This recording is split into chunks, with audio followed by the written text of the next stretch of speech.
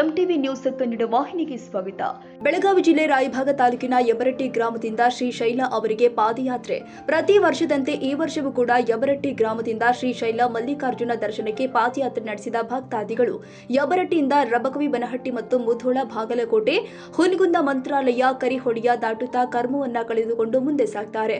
ಕರ್ನೂಲ್ ಜಿಲ್ಲೆಯಿಂದ ಶ್ರೀಶೈಲಕ್ಕೆ ತೆರಳುತ್ತಾರೆ.